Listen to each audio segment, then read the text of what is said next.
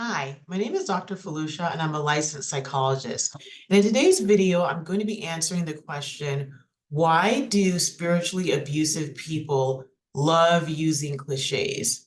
And so anybody who's been a survivor of spiritual abuse, especially, but also, psychological abuse, other types of those abuses, the person that was doing the abusing, whether it's a person, a group of people, or the institution, they rely on cliches a lot. They use a lot of cliches, platitudes, just things that have been used so much that they lose their meaning. And so in today's video, again, I'm going to be answering that question, why they use them so much. And one reason is because cliches many times are positive, right? And so if you can imagine a situation, this has also happened to a lot of people, as you go, you're at this institution or talking with this person, you let them know about something that happened that was hurtful, they'll say, nobody's perfect, right? Or everybody makes mistakes.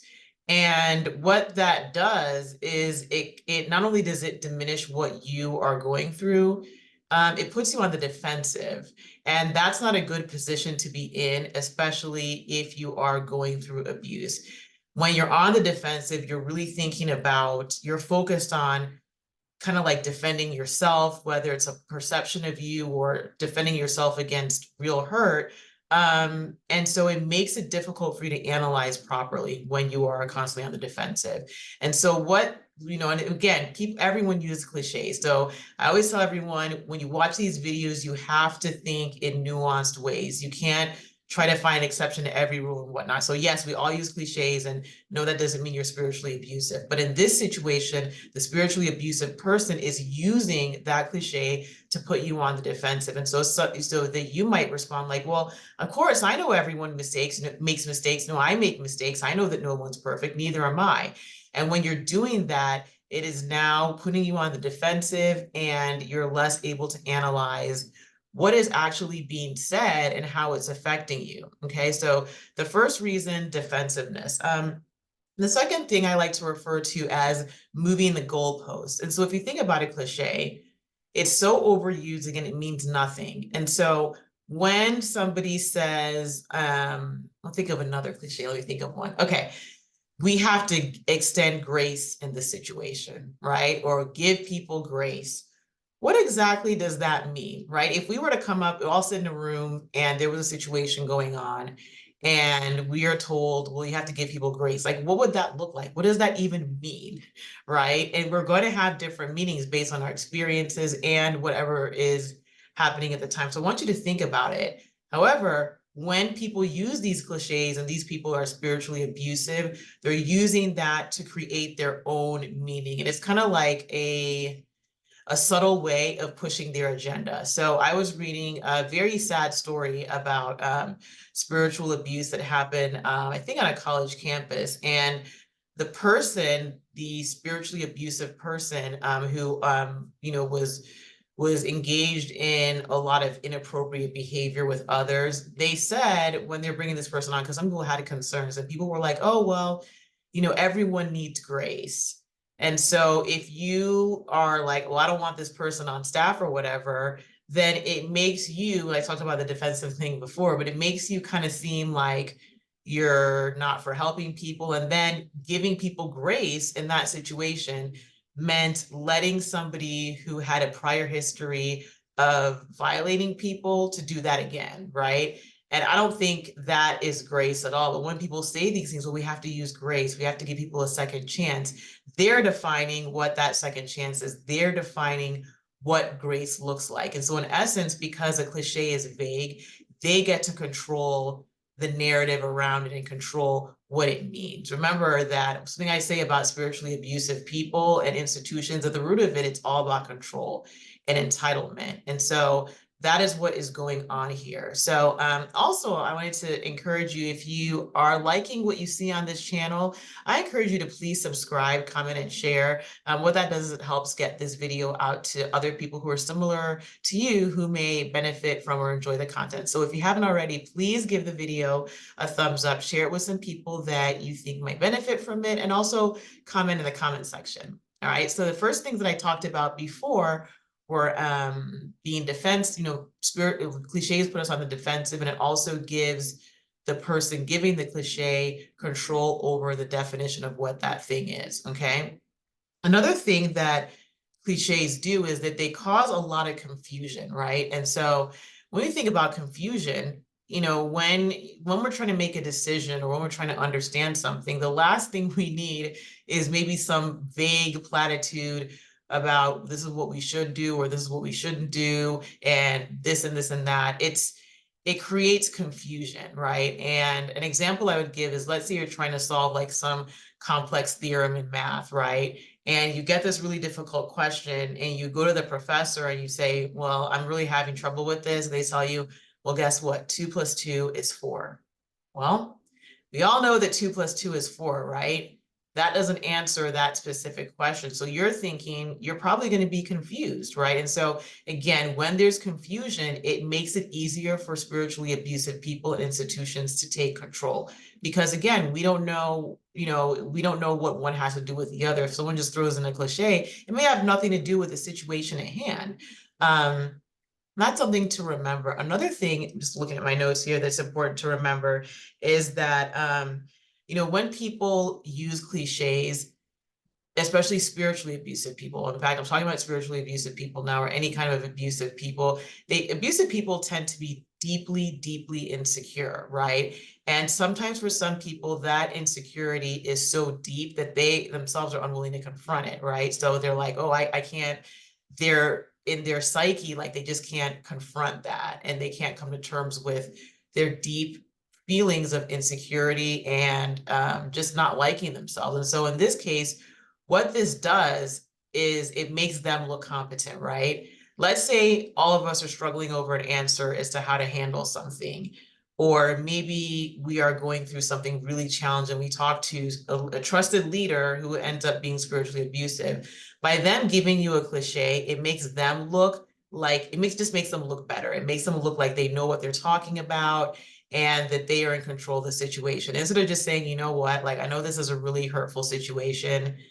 I don't know what to do, and I'm sorry, but I can only imagine how that feels. And man, I tell you that if leaders would just be okay with saying that, a lot of people would trust them more because they think, wow, this person is a human being and they're willing to admit they don't have the answer to something. But people who are spiritually abusive, I've noticed that they always like have to have an answer. And sometimes that comes from a place of deep insecurity. So in this case, using a platitude is an easy answer and an easy way of deflecting things so that they look like they know what they're talking about.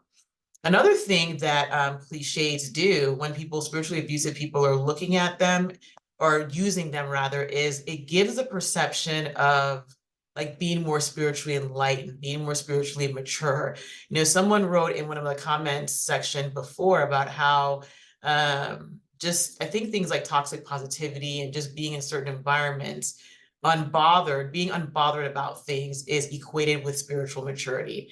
And I thought that was a really insightful comment. And I've seen that as a trend, I wouldn't say trend, but a pattern in spiritually abusive environments. So they're basically teaching you that, hey, if you want to be spiritually mature like me, you have to take this unbothered attitude. And I have a video on this too that's called Spiritual Abuse Shames You for Being Human, right? And so of course, there are going to be things that we are unbothered by in life, and it's not a bad thing to be unbothered, but it is a bad thing if you are denying your humanity in the process. And so that's what spiritual abuse encourages.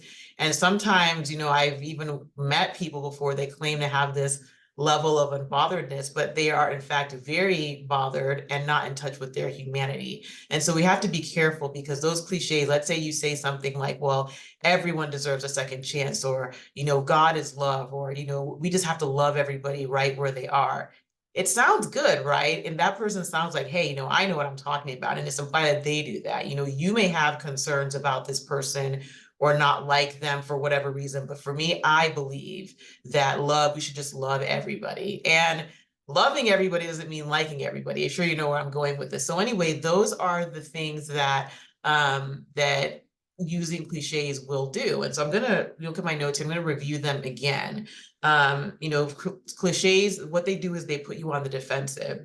They make you look competent. They not make you, the person who's using the cliche, they look competent, right? And so they look like, I know what I'm doing, even though they don't have the answer, right? And that need for competence is linked to that deep insecurity. The third thing is that they can create confusion and move the goalpost.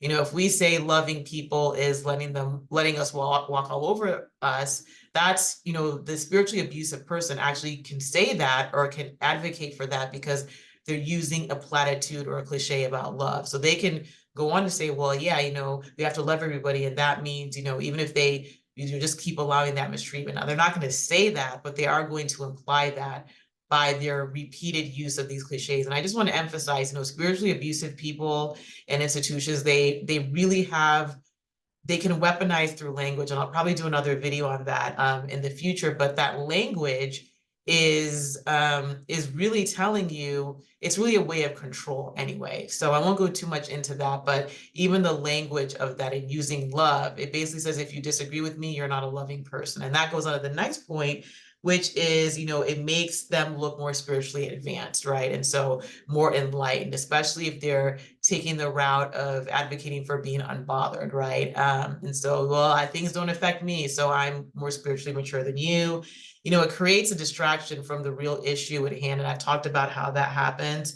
And actually, one more thing that I thought about is that, you know, cliches help you, people who overuse cliches, spiritual abusive people that do this, they can do that to avoid taking responsibility for an outcome. And what I mean by that is, you know, they can, it's kind of like talking out both sides of your mouth. So in the example that I gave before, when this spiritually, you know, imagine the spiritually abusive person anyway, saying that, well, you know, everyone deserves a second chance or nobody's perfect. And so from that conversation, you all decide to make a decision to allow this person who you don't think is competent or whatever to be, to hire them or have them be part of the staff or whatever it is, right? And you do that, and later on things go south, right? That person could come back and say, well, you could say like, hey, I thought that, you know, we were talking about giving people second chances here, that nobody's perfect. And they say, yeah, but even though nobody's perfect, it doesn't mean that I'm saying that we should have hired that person. So to make this less complicated, because I know that was a mouthful, because cliches are so vague, they give people a way to wiggle out of that situation and avoid taking responsibility, okay?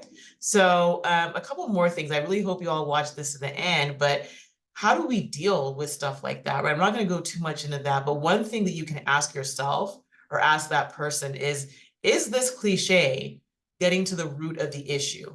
Is it answering the topic at hand? And you can even speak up and ask that, you know, okay, yeah, you know, I understand that nobody's perfect, but what do you suggest we do in light of that statement, right? And so you're basically holding that person to some degree of accountability about, yeah, you're saying this, but what does this mean and how does this apply? Okay, so I hope that helps. If you would like to book a free consultation with me, go to my website. You'll click in the link that says book a free consultation. I know that some of you have said that that link is not working, so you can just email me and I'll put my email in the description, the box description. Okay, so I hope you have a wonderful day that's filled with peace and joy. And I'd like to hear from you in the comments as well. You know, what cliches have you heard? Why do you think spiritually abusive people in institutions just love using those cliches? I'd love to hear from you in the comments, and also how you've dealt with that, if you have any advice to share with others. All right, bye-bye.